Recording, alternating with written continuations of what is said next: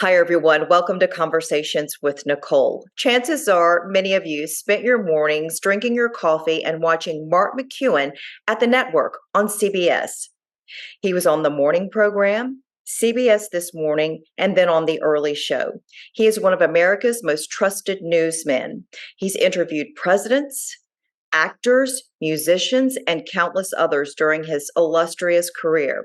After leaving the network, Mark moved to Orlando to do local news there, and of course, that allowed him to spend more time with his family. Mark later suffered a stroke, and this was a game changer for him. From that, he decided to author the book After the Stroke to share with others about how, of course, this changed his life and, of course, to help others lower their risk of stroke. I'm delighted to share Mark's story with you today. Let's get started.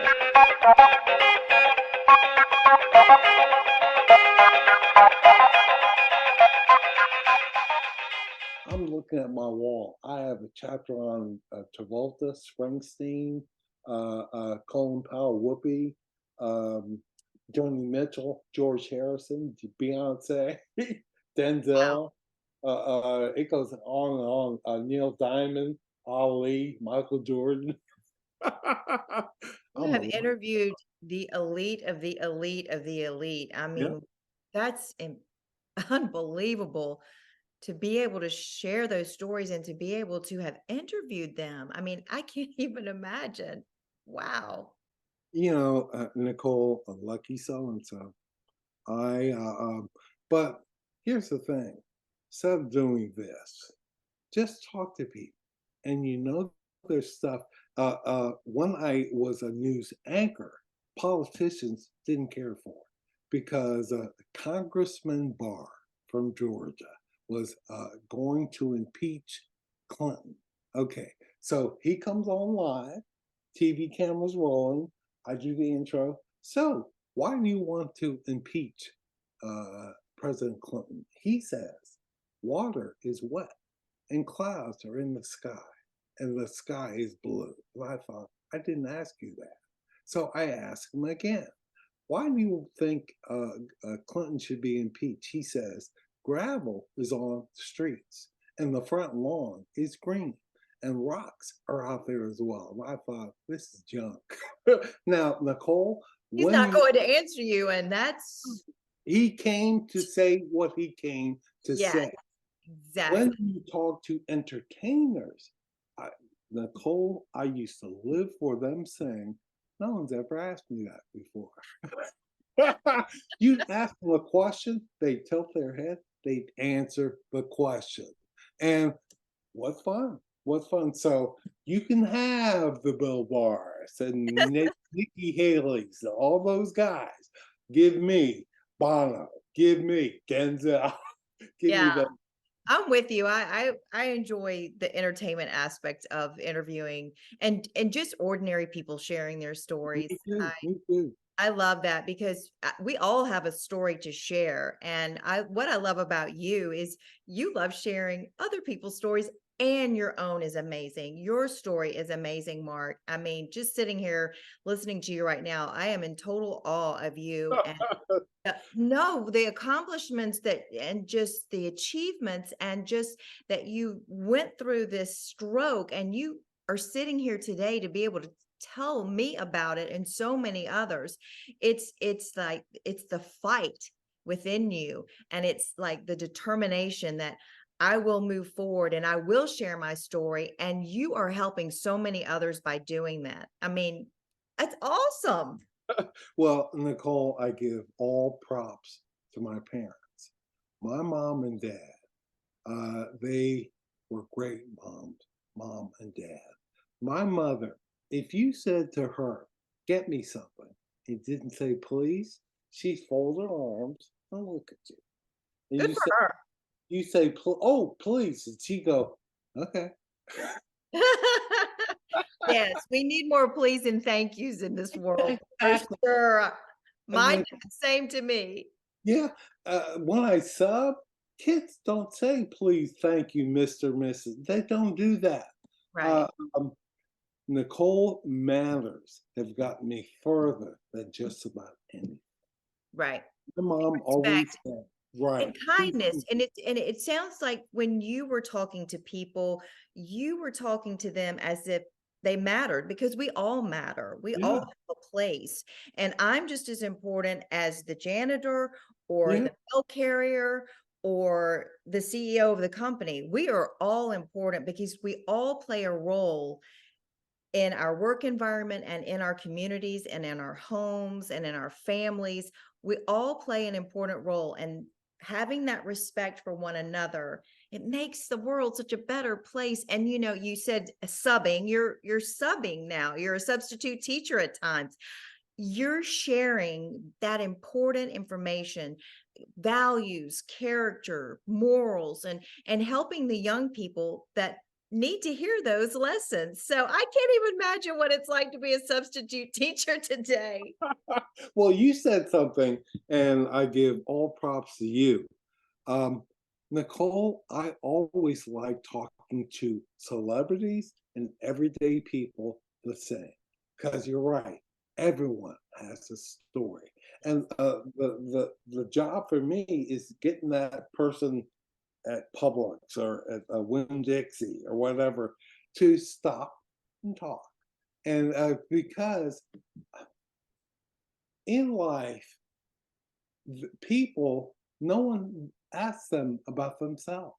Right. And when you ask them, they go, well, and they talk. I'm being facetious. I know. But yeah, everyone has a story. You're right. You're right. Well, I know that the students enjoy hearing your stories. So we could probably talk for hours and hours, and I'm not going to tie you up that long. But is there one in particular memory of your time of interviewing celebrities, actors, musicians, maybe one or two moments that just really have stood with you all this time? Okay. Here Share. we Here we go. Funny you should ask. go. The night that Denzel Washington won his second Academy Award, Oscar. Love him. Love him. Yes. Remember, that was the night that Sidney Poitier got his second Oscar as well. And so I see him in the on the red carpet with Julia Roberts, who's like, "Hi, kiss them." They're great friends. So he's sitting backstage in our booth with his Oscar on his lap, and it's a magical night for the winners. Magical. It's like they've been hit by a truck. It's magical. So he sits there and he says, "I need a new angle." I said, "New angle? What do you mean?" He says, "People have been saying I should have won the Oscar for this. I should have won the Oscar for that." He holds up the Oscar and he says, "I need a new angle." I thought, cool, very cool. So I'm at the presidential suite with John Travolta. I forget the name of the hotel. It's on Fifth Avenue and 49th Street. It was when he was doing the promotion for the movie that he played Bill Clinton in. I forget the name of the with a book and a movie, but he orders from room service. He orders all the desserts, one dessert each, and they deliver all them. He takes a bite of each dessert, and he's also taking a fork and feeding me. I'm being fed by John Travolta. Say that. Oh my gosh. So we're sitting there and eating dessert. That's a great story. Yep. He seems like he'd be really cool. Hey, very nice. The Golden Globes are at the Beverly Hilton Hotel. They're where all the reporters are on the driveway, where the doorman comes out, gets your bags, and brings you into the lobby. We're all lined up, me and CNN and the Today Show and GMA and blah, blah, blah. We're all standing there with our mics, and behind us is a cameraman. And all the actors walk by one. They stop. Okay, I did the first national interview with Leonardo DiCaprio. They used to send us to what they called a screening to see a movie. So and you go to the junket and talk to the stars. And then when it was coming out Friday, you'd have one star Wednesday, one Thursday, and the big one on Friday. Okay. The movie was called This Boy's Life. And it was Ellen Barkin, the mom, who got divorced and remarried Robert De Niro, who was the word starts with A and ends with E. Just awful. And there's this kid right in De Niro's face, giving him as much back as he's getting. Now, actors don't do that to De Niro, much less a kid. And I say, who's the kid? And my producer says, Leonardo DiCaprio. And I'm thinking, made up name. Yeah, no kidding. You're right. He comes in, he was 19, cameras, lights. He couldn't have been nicer and dearer and sweeter. Okay, so we're sitting there. He's just as nice as he could be. So he does the Gilbert Grape movie. He's up Yeah. for an Oscar, or not an Oscar. He won the People's Choice Award.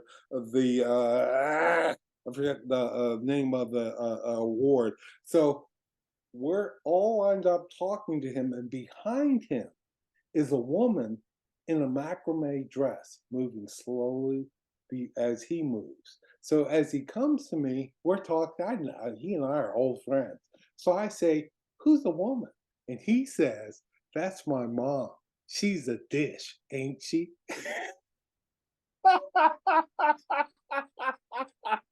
I thought, yeah, she's a dish.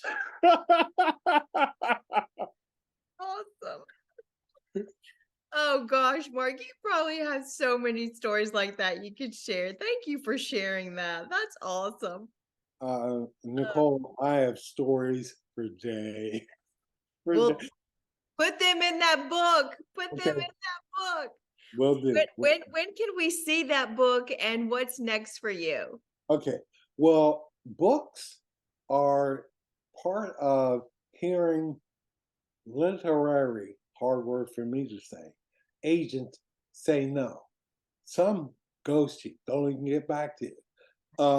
I'm like, this is awful. People who do that happen all the time. There are books that became hit movies that people said no 100 times to. Right. Okay, I have to get used to that. So the book has been kind of done for a while, but the incarnation that is now, that's all these stories, is the book. Nicole, I got stories and stories and stories. Can't even And imagine. each one, see, back then we didn't have these. In order Right. to have a picture, you had to have a cameraman, a Yeah. camera. So I have We were pictures. writing it all down. Right. If I had this, I would have 1,000 pictures. Mhm. But I have a bunch of them. And there are pictures from the day, and I can tell you stories about everyone. Beyonce was with Destiny's Child when I first met her. Nice as she could be, and smelled great. Oh, well, that's good. Sure, she's glad to hear you say that. I was like, who's Oh, yes, that's so nice and lovely. Oh, that's so, awesome. yeah. Oh my goodness. Well, we'll look for that book in the future. And We should do this again. oh, you call me anytime. I'm going to tell people right now, I have his number, but you can't have it because there are rules and privacy. But now I feel like I've made it, Mark. I've made it now that I've talked to Nicole, you. is that your house behind you? It is. Nice house. it, it's blurry, you can't see, but you can see nice house. I have my husband to thank for that. I got married 3 years ago and moved to Rock Hill, South Carolina, where he's from, and that's why I retired from the anchor desk after 27 years on the anchor desk, 30 some odd years in the business. So all I had to do was pack my suitcase and show up. Well, When my wife is my sister's best friend. I met her when she was 16 years old. My wow. sister took driver's ed with her and met her and said, when I get my license, I'm going to drive you over to meet my new friend. She drove over, and I thought, who is this? And I was smitten. And, Nicole, been in love one time in my life with her. That's beautiful. You're really blessed to be in one marriage for so long. That's such a blessing. It's such a blessing. Well, you're lucky and blessed with each other. I know that for sure. So as we close, any final things that you would like to share with my audience? Is there something that people might not know about Mark McEwen that you want to share? Hmm. And also, how do people keep up with you? Well, a couple things. One, advice: don't give up. If you want to do something, life is full of things that will say, I don't think so. Heck with that. Don't give up. I remember when I was young, I wanted a Fiat Spider, and that's a sports car convertible. I thought I looked cool as you know what in that car. My father read Consumer Reports, and he said you should get a Hyundai. My mother said, get the two-seater because you don't want to be 50 and say, I coulda, shoulda, woulda. And so that's my advice I would give to people watching now.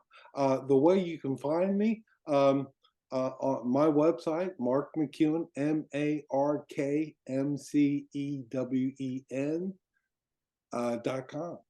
I'm also on Facebook. You can find me that way. Um, you asked me, oh, what's next? I Yes. don't know, but ain't giving up. I'll say this: retirement is after. Don't get me wrong. For me, it was great for about an hour, and then I thought I got to do something. Right. Otherwise, I'm just sitting around the house. So that's why I sub. That's why I speak. That's why I'm writing and all that. But yeah, getting old is a part of the deal, but also being busy as you get old. Right. I think it's part of I busy. agree. I'm retired from the television station, the CBS affiliate that I worked for 30 years, 5 years, 35 years in the business. But I'm doing this because it's still in your blood. You still want to be around people. You still want to tell people stories. You still want to talk. And I agree. Find something as you move through life where you have passion, where you feel purpose, where you connect with people, whether it's substituting, whether it's starting your own show and talking to people, whatever it is. It's the connection with other people, I think, that for me fills my soul. Yep, I agree. I agree. And you're quite good, my friend. Oh, Quite. you're sweet. Well, it's true. It's true. This whole Nicole, we're in a different era. The era I began in, it was NBC, ABC, CBS, and occasionally Metro Media. That was it. Yeah. Now there are platforms all over the place. There are people who never went to college who are, I think the word is influencers Yeah. on YouTube Right. making $1 zillion. I'm still trying to figure out how they're doing that because I would like to make a little money off of this, but Me too. have the Me too. purpose and the passion, the rest will come. But you're right. That's a whole nother show about how our world has changed in Sure what have. we did back in the day and how content is created and put out now. It's crazy. It's just Well, mind-boggling. let me tell you what I learned at CBS News. When interviewing people, news people, keep your cards close to your vest ask hard questions of the left as well as the right, and the viewer should know which way you lean. Sounds very naive, doesn't it? But that's how I do my business. And a guy said, back when Obama was running, are going to vote for him? I thought to myself, it's none of your business. I Mm. said, well, the election is not today. He Right. said, if it were today, would you vote for him? I said, but it's not today. That's a good answer. Yeah, always stay neutral. Right. Exactly. You can Exactly. think what you want, but keep it to yourself. Keep it to I yourself. always said, I never understood that question, why people would say, well, who are you going to vote for? I was like, "Mm, that's Yeah, personal, yeah, that's personal. I you, don't know. yours, mine, and yours. You did. Exactly. Gosh, Mark, this has just been a real treat. I tell you, now that I have your contact information, we have to do this again. So Be you happy to. Be you happy. must stay in touch with me. We can continue to share your stories and just the world will love hearing them because you have so many to offer. So blessings to you and your family. Thank you for your time. And gosh, just thank you for the memories. Thank you for all that you did for all of us to be able to watch you all those years and continuing to put good things out into the universe. I love it. Thank you so much. Well, blessings back. Merry Christmas, Happy New Year, Happy Holidays. Here, can you believe we're about to hit 2024? When I was young, the year 2000 seemed so far off. The year 2000 is way back there. Right. We thought the whole world. I remember being on the news. I had to anchor the news that night because when it hit midnight, we didn't know if power's gonna go off. Remember all that? How what was gonna happen? I was in Times Square at midnight, and I was like, uh-oh, Y2K, here it comes. Right. Nothing happened. Nothing happened.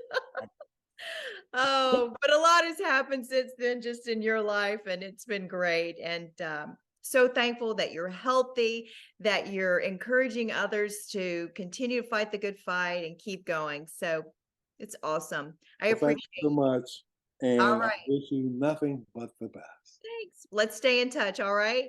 Will do. And that Bye-bye. will do it for this edition of Conversations with Nicole. Until I see you again, I hope you have a great day.